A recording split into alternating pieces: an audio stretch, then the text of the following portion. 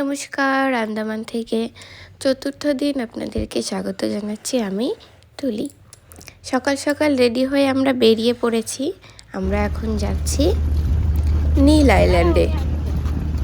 আমরা আবার যাব আজকে ম্যাক্রুজে করে। যাচ্ছেন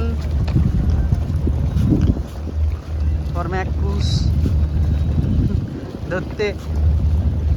এই যে বড় বড় ঢেউ,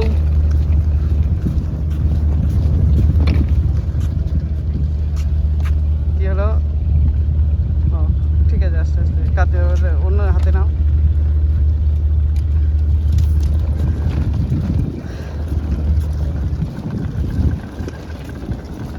নীল জলের ঢেউ চিরে যাচ্ছেন ম্যাক্রুজ ধরার জন্য।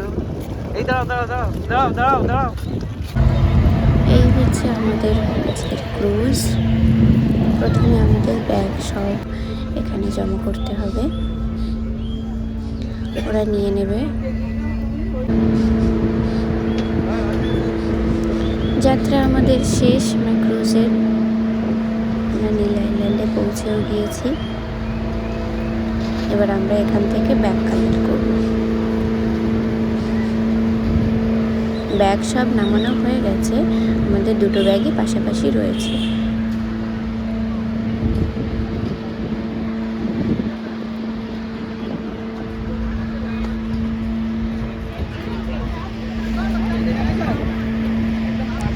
পেয়ে গেছি আমাদের ব্যাগ। চলো যাবো আমরা আমাদের গাড়ির উদ্দেশ্যে। এবার বাইরে দাঁড়িয়ে আছে গাড়ি।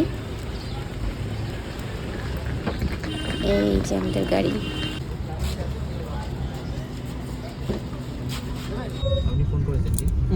এখানে আমরা একটা কটেজে ছিলাম।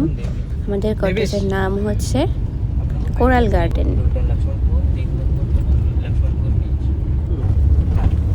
কটেজ থেকে আমরা একটু রেডি হয়ে যাব হচ্ছে সেই ন্যাচারাল ব্রিজের উদ্দেশ্যে।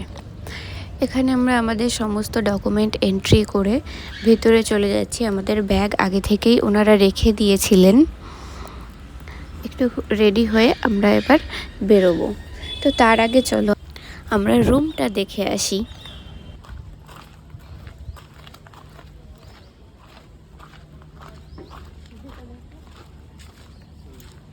রিসেপশনের নাম্বার হলো 9, আর রেস্টুরেন্টে 333। ভিতরে ইন্টারকম আছে, সেটাতে মেনশন। বাথটাবে আছে। ঠিক।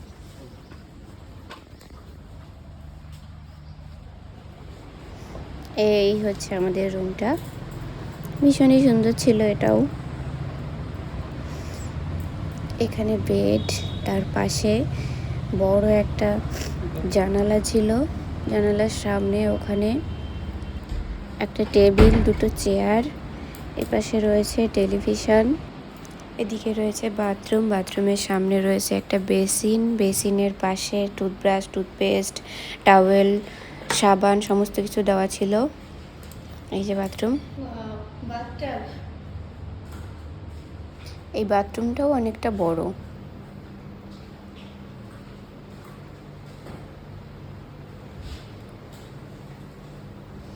পরিষ্কার পরিচ্ছন্নই আছে যথেষ্ট পরিমাণে। আমরা রেডি হয়ে বেরিয়ে পড়েছি সেই ন্যাচারাল ব্রিজের উদ্দেশ্যে। এই যে ন্যাচারাল ব্রিজটা। এই ন্যাচারাল ব্রিজটি এই নীলদ্বীপের একটা অনন্য আকর্ষণীয় স্থান। পর্যটকদের কাছে এটি ভীষণই প্রিয় একটি সেতু। Royal Bengal tiger. এই সেতুটি দুটি জীবন্ত প্রাকৃতিক প্রবাল থেকে তৈরি হয়েছে। আমাদের গাড়ি এখানে ছিল। আমরা গাড়িতে করে বেরিয়ে পড়েছি সেই প্রাকৃতিক সেতুটি দেখার জন্য। এই জায়গাটি ছোট মাছ, সামুদ্রিক অর্চিন, সামুদ্রিক তারা মাছ এবং সামুদ্রিক শসার মতো সামুদ্রিক প্রাণী দেখার জন্য উপযুক্ত। এই সৈকতটি মৃত প্রবাল সৈকত নামেও পরিচিত। এটি দুর্দান্ত কারণ সমৃদ্ধ সামুদ্রিক জীবন সর্বদা এই অঞ্চলের বাস্তুতন্ত্রের জন্য একটি দুর্দান্ত লক্ষণ। গাড়ি থেকে নেমে আমরা এখান থেকে একজন গাইড ঠিক করে আমরা সেই সেতুটি দেখার জন্য যাচ্ছি। ওই যে সামনে আমাদের গাইড রয়েছে, উনি সমস্ত কিছু আমাদের দেখিয়ে বুঝিয়ে দেবেন। চলুন। এই যে আমরা পৌঁছে গিয়েছি।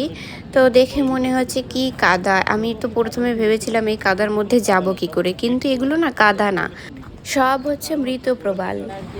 আঙুলের সামনে হলুদ আর লাল কালার ছোট একটা ফ্লাওয়ার দেখতে পাচ্ছেন কোয়েলের উপরে? দেখতে পাচ্ছেন? দেখুন টাচ করবে বন্ধ হয়ে যাবে।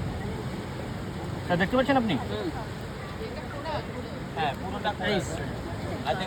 উনি এরকমভাবে আমাদের অনেক সমুদ্রের প্রাণী দেখাচ্ছিলেন। চলুন আপনাদের সাথেও কিছুটা শেয়ার করি, দেখতে পারেন আপনারাও। কেমন লাগে? সব থেকে লেজি অ্যানিমেল। এটা কিন্তু সবসময় আন্ডার ওয়াটার থাকে, যখন এখানে হাইটেড হয় জলের ঢেউ সমস্যা কিনার সাইডে চলে আসে।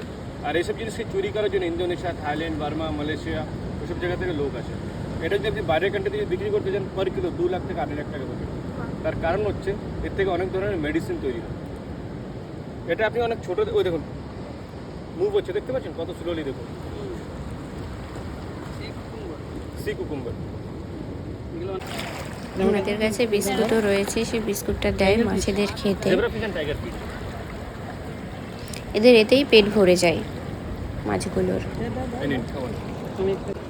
ডিপ করে ধরবেন আর ডিপ করুন। পর্যটকরা এখানে এসে এভাবে এদের খেতে দেয়, তো তাই এদের খেয়ে খেয়ে পেট ভরে গেছে, আর খাওয়ার ইচ্ছা নেই। আমরা দিচ্ছিলাম, তা নিচ্ছিল না।